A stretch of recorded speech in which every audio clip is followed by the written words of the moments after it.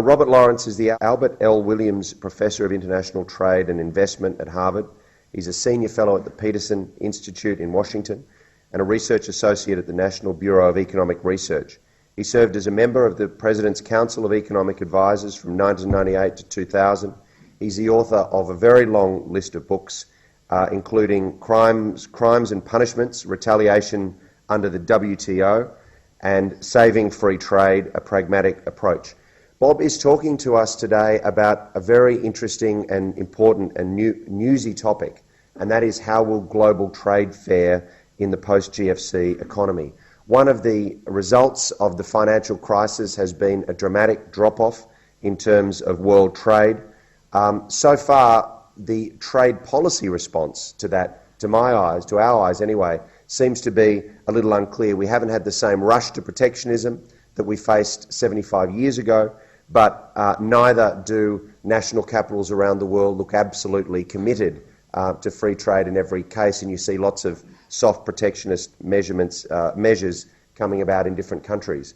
And indeed, there is still debate about the free trade credentials of the President of the largest trading nation in the world, the United States.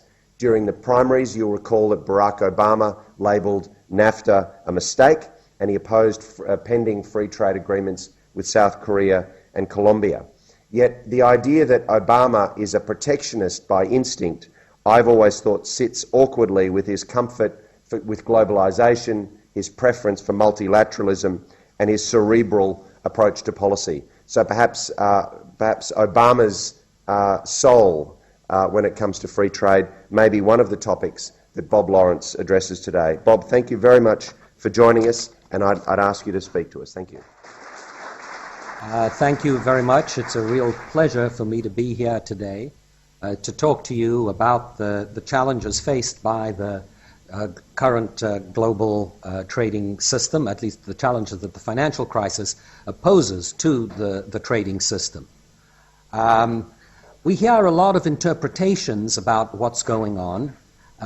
Certainly we have a global financial crisis. In the minds of many people, though, it goes much further than that. They see a crisis of capitalism, a crisis of free trade. In my view, what I find necessary to do is to change my view about the financial system and the role of laissez-faire in the financial system. But I am going to suggest that when it comes to the trading system, in fact, we can learn from this crisis about how important our interdependence really is, and we need not to forget that, because there are those who will learn the wrong lesson from this crisis. So what I'd like to do is, firstly, to kind of review what a lot of people thought about the global trading system prior to the crisis. Indeed, I'd like to go back to 2000. If you ask people, many people, about what they thought about the global trading system in 2000, I think you'd have gotten the view that the system worked pretty well for industrial countries. And in fact, there were a few developing countries, particularly China and India, that had been able to thrive under the system. But there was a concern about the system's effect on developing countries. And in particular, there was a view that somehow the rules of the game were especially unfair when it came to developing country participation in the trading system. And given those views, and indeed they were not only outside rooms, outside the buildings where protesters were gathering, but also within the rooms, a new approach to trade was developed in the form of the multilateral negotiations known as the Doha Development Agenda. The idea was that the interests of the developing countries would be prioritized when it came to this new multilateral trade negotiation. And, in fact, if you look behind it, the basic orientation was to put agriculture at the center of the negotiations. The fundamental view was that it was critical to relieve poverty in developing countries that farm prices be higher, and hence the focus in the Doha negotiations on the reduction in farm subsidies. So that was what we thought. And indeed, that was the orientation within the trading system at that time. What happened over the subsequent 8 years? Well, what was remarkable, actually, was how wrong those perceptions had been, because there was widespread growth all around the world. Miraculously, apparently, we saw African countries, on average, sub-Saharan Africa, sustaining average annual growth rates of 5 and 6%. We saw, in fact, throughout the developing world, extremely robust growth. Yes, China accelerated its growth. India was growing as well. But also, eventually the growth came to Latin America. And I think if you go back a couple of years, there were almost 120 countries around the world that had achieved growth rates of around 5%. So the first point was that, in fact, the trading system as we knew it, yes, had a lot of problems. Yes, was not fair when it came to developing countries, but certainly did not preclude growth in those countries. In fact, there was a remarkable change, because when it came to developed countries, growth was not as robust. And indeed, if you take my own country, the United States, you know, for 20 years, between 1980 and 2000, the US economy basically grew as fast as the rest of the world. America's share in the world economy was the same in 2000 as it had been in 1980. But over the last 8 years, the US share has declined by 10%. In fact, growth was much more sluggish in the United States. Wage growth was particularly slow in the United States. We had the bursting of the dot-com bubble, which gave rise to falling in investment, particularly in capital goods, and manufacturing employment in the United States fell by 3 million, from 17 to 14 million. The US, at the same time, was running a very, very large trade deficit and very rapid increases in imports, particularly from China. So it is actually, therefore, no surprise that getting agreement on the Doha development agenda proved to be somewhat problematic, particularly from a developed country standpoint. It's hard to imagine politicians coming home waving a piece of paper proclaiming to their local citizens in developed countries that they have the solution and it is the Doha development agenda. So you can immediately see the political problems that had arisen. Nonetheless, the fact was that these developing countries were able to grow, that by the end of the period, pressures had been placed on global commodity markets, so that instead of the problem being food prices as too low for farmers, food prices had become too high for many poor countries. So the whole kind of orientation of the Doha round turned out to be inappropriate for the time in which it was supposed to be concluded. Now, it's important, though, for us to remember that growth was so robust in these emerging economies during this period, because I think we're going to see that while the environment is by no means as conducive to their growth looking forward, there continue to be very important drivers of economic growth in those countries. We are seeing it in China, we're seeing it in India, and several developing countries.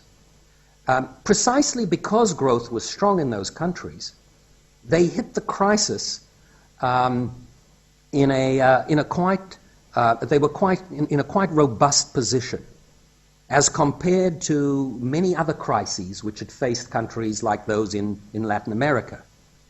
For instance, if you look at Latin America,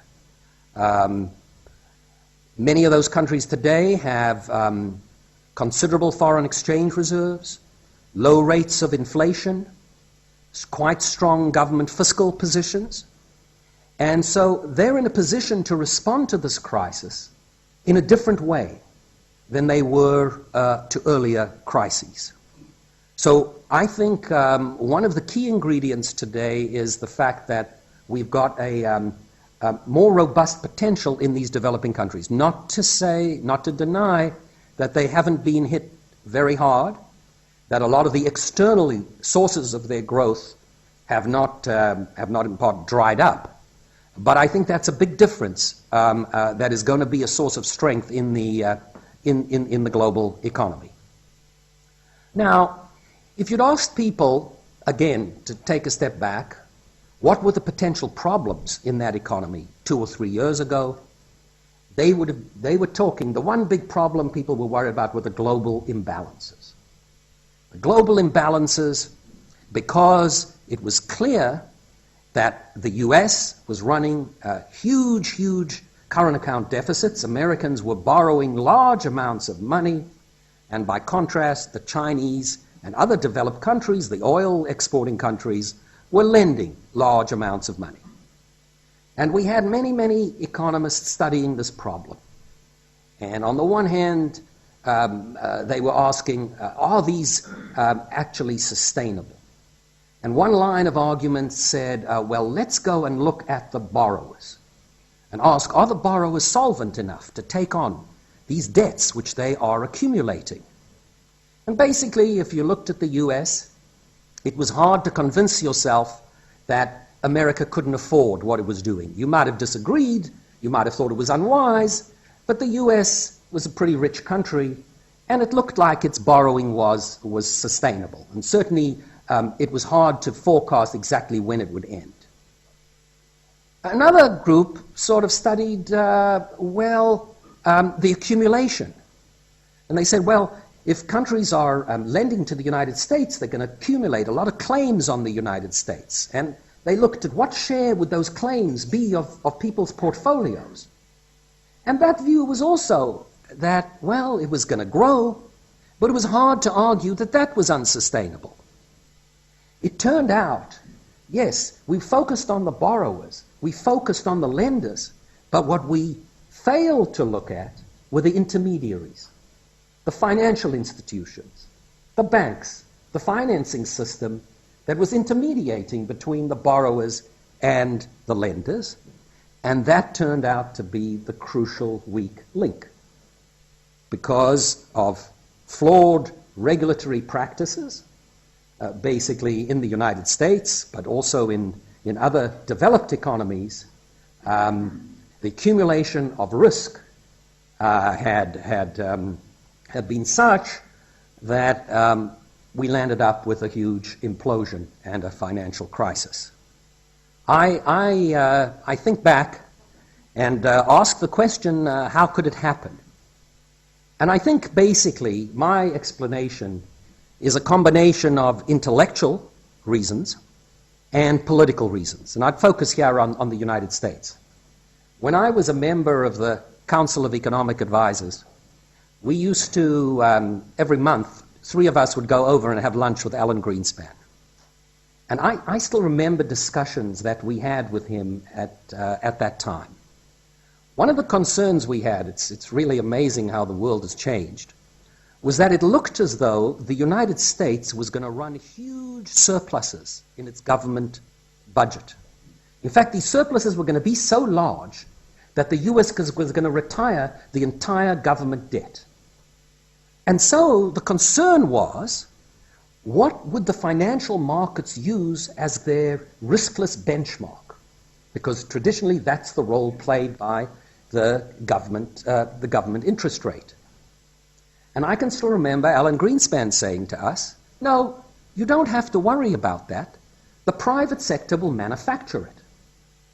Basically, by using the system of tranches, by securitizing a whole lot of debt, and then saying, well, the people who get the claim on the first 5% of the payments, pretty sure if I give you 100 mortgages, at least 5 of them are almost certainly going to be paid. So those claimants will be the quadruple A. And so intellectually, many people had managed to persuade themselves that financial engineering could basically reduce risk. And that turned out ex post, we appreciated, to be a hugely flawed perception, as Alan Greenspan himself has acknowledged. We've just failed to appreciate that even though individual financial entities might have had some of the incentives aligned right to take care of the people or to look out for who they were lending to, that was not true of all of them. On the other hand, there were some financial institutions in the United States, particularly when it came to housing, that I remember Greenspan being deeply concerned about.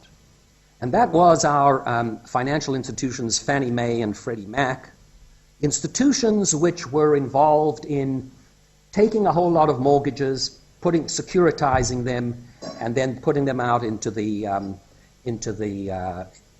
markets. The basic problem was that, on the one hand, these were profit-making institutions. They had private shareholders. On the other hand, standing behind them implicitly was a government guarantee. The U.S. had confused what should be done privately and what should be done publicly.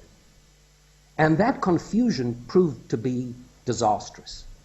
And that was a thing which we all knew. But the question is, why didn't we stop it? Why couldn't someone like Greenspan stop it, even though he disliked it intensely, as did Larry Summers, who was the Treasury Secretary at the time? And the reason was politics. It is extremely difficult to pull the punch bowl away when people are having a party. If you go in and say, okay, we are making it clear there is no government guarantee behind these securities, the mortgage rates are going to rise. The estimates were by about 0.25%, 25 basis points. Now, you say, so, take it. Never the right time. How can you explain to your constituents that you are responsible for raising their housing costs? Particularly when there are plausible arguments on the other side of people who say, no, we've been innovative, we've got a new institution, we can give you those mortgages at a much lower cost. So I think it's that which was so problematic. Now, we've seen an incredible response to the shock, certainly starting in last October. Capital flows to emerging markets drying up as risk has now been exaggerated rather than underestimated, commodity markets plunging, and trade flows falling very, very rapidly. Indeed, faster than they were falling during the initial period of the Great Depression. In addition, no country basically has been spared, although Australia is squeaking through. I was here last for the announcement of your GDP numbers, but even here you've had a slowdown. So we've learned how interdependent we are globally from this experience. Now, if you ask, there are dimensions of this that look like the 1930s. But are we going to repeat the mistakes of the 1930s? If you look back, you'd see there were four big errors of economic policy in the 1930s. The first was a lack of appreciation of the role of fiscal policy, of the ability of the government to step in when private citizens are not spending and offset that expenditure. The second was the willingness to let the financial institutions collapse, basically to do nothing to save the banks. The third was a total absence and a breakdown, indeed, of international cooperation, because it was a global crisis, but they were not collaborating with one another. There was very weak global leadership.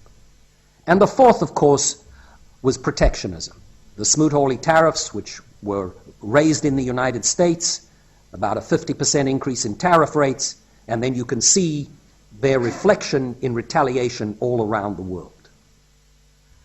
I believe, fortunately, in each of these areas, there's room for optimism, that we're not going to repeat those mistakes. It doesn't mean to say we won't experience considerable difficulty, but I think in each of these areas, we're seeing the right kind of moves. With the debates as to whether it's enough. Fiscal policy. I know you've had your own tax cuts or grants in Australia. In the US, we've seen a very significant move to increase government spending and tax cuts in the $700–800 billion range over 2 years. We've seen China move in a massive way, in a similar way. We've seen many countries around the world adopting fiscal expansions. So I think on that score, we're in good shape. I think on the monetary side, there's clearly a lot of action on trying to restore financial institutions to viability. I also think that the G20, when it comes to international cooperation, has impressively pulled together in a way that hasn't done everything you might have wanted, but nonetheless I think has been significant. And I was particularly impressed at the most recent meeting by the amount of resources that they were able to marshal. You know, over almost $1 trillion in commitments, some for trade financing, new special drawing rights for the IMF, and other financial resources for trade financing and other areas. So I think we've seen much improved international cooperation, and that takes me to the trading system. What about the trading system? Well, I see good and bad news when it comes to global trade. The good news is that we do have a WTO and a system based on the rule of law that actually operates reasonably effectively, not perfectly. I think, secondly, there is also a widespread intellectual understanding of the dangers of protectionism. All of the leaders are saying the right things, either individually or collectively at the G20. So there is an intellectual recognition. Now, that was not present in the 30s. In the 30s, as wise economists as Keynes thought, you were better off just trying to do all this at home. You couldn't depend on others, you ought not to depend on others. But I think our intellectual frameworks are different today, and that's really important. On the other hand, the rules that we have lots of loopholes in them. The rules leave a lot of wiggle room so that countries can, on the one hand, say, well, we're not breaking the rules, but can, on the other hand, actually take measures that are protectionist in character. Let me give you an example. In the case of many developing countries, they have applied tariffs which are significantly lower than the ones than their legal ceilings. So India, for instance, on average, is not allowed under the rules of the World Trade Organization to raise its tariffs on average higher than 50%. But the Indians' tariff rates today are only average 15%. So India could raise its tariffs by another 35% on average and not violate their legal obligations. So there's a lot of wiggle room. Likewise, when it comes to subsidies, in the US, I think I don't know what the precise number is, but roughly we're not supposed to give our farmers more than $21 billion in trade-distorting subsidies. Turns out in recent years, prices have been good. We've only been giving them 11. So we could go to 20 without violating any agreement. Another very significant area is government procurement. Only a select number of countries, basically mostly the developed countries, have actually agreed not to discriminate in their purchasing by their government with respect to imported products. So this is the government procurement agreement. The United States passed, the Congress, in its expansion, passed an expansion package which included a clause which has gotten a lot of attention, a Buy America clause. But it was added in that provision that nothing in that agreement could violate, nothing in the expenditure package could violate U.S. international agreements. Since the U.S. has agreements not to discriminate, both with in some of our bilateral trade agreements and with respect to developed countries, we will not discriminate when we procure with respect to those countries. But if the U.S. wants to buy no railroad ties made in India, it could do it legally. So that's the issue. It's got to do with the legal as opposed to the actual effects. Now, I still think there is restraint, but it's not perfect. And we have seen numerous cases. We've got government, the WTO is providing reports, the World Bank is issuing reports, and they're letting us know that there is corrosion around the edges. There are actions, but it's not dramatic and it's not overt. We are living in a perilous situation because, of course, there are considerable political demands for protection. Job loss is immense. In the U.S., our unemployment rate is hit 9.4. We expect it to go into double digits. The manufacturing sector in particular has been hard hit, and that's true in many, many parts of the world. So demand for protection is considerable. The government's ability to supply protection is also considerable given the increased government involvement in the economy, both in the actions it's had to take to bail out auto companies on the one side and in its fiscal measures on the other. So it's a dangerous situation, and I think, as I say, what I see is not a dramatic repetition of Smoot-Hawley as a danger, but much more gradual measures which sort of accumulate, like the frog who's slowly being boiled but doesn't quite realize it until the temperature gets too hot. That's much more the kind of danger that I think we face. Now, global trade has collapsed. And I think it's collapsed for quite understandable reasons. Basically, trade is heavily in goods. What happens is there was this huge shock in demand. Consumers suddenly stop going and buying things. That leads inventories to build up. When inventories build up, people cancel their orders. So if you were normally, you had a gradual, this is called the accelerator effect by economists.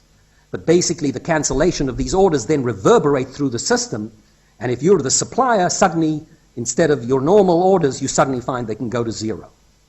And this is especially true of goods, because you can delay and you accumulate the inventories when it comes to goods. Services, don't accumulate inventories. Trade is heavily in goods. And in fact, imports are the marginal purchases that you need, the ones you'll first cancel. So, and increasingly, our global trading system has built up supply chains. So when the cancellation of orders takes place, in the United States, for some products which are being shipped from China, the Chinese cancel the orders for the inputs that were coming from other parts of Asia. And so what we've seen is this downward spiral. But if you think it through as an inventory cycle, you'll appreciate there's going to be a kickback. Eventually, the inventories will get run down, and people will say, okay, we won't go back to our previous level of orders, but we can put in some new orders. And so we're going to see a recovery. And I think that's sort of where we are. We're in the phase where things have stopped getting bad so badly. And in a sense, now we're going to start to see a recovery. Now there's a debate. You can see it actually on the Peterson Institute website between those who say, well, it's going to look like a V, and others who say it's going to look like an L. Basically, the V people look at historical record, and they say whenever we had deep recessions, we had strong recoveries. So think about a V. The L people say, yeah, but this time's different.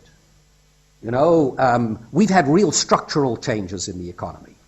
In the old days, your typical business cycle, we had a lot of inflation, the Federal Reserve put on the interest rates, the economy slowed down. When inflation came down, they lowered the interest rates, the economy could recover back. Today, we basically destroyed our financial system, and we have to rebuild it.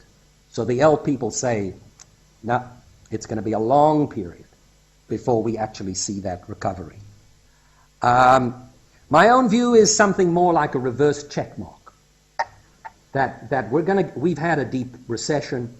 I do think we're going to see the spring back, but I think we're adjusting to a lower level for a while, particularly in the developed countries, particularly in the United States. So I don't see very strong, robust growth. I see unemployment remaining high, but I do think that we're going to see a period now when there is some recovery.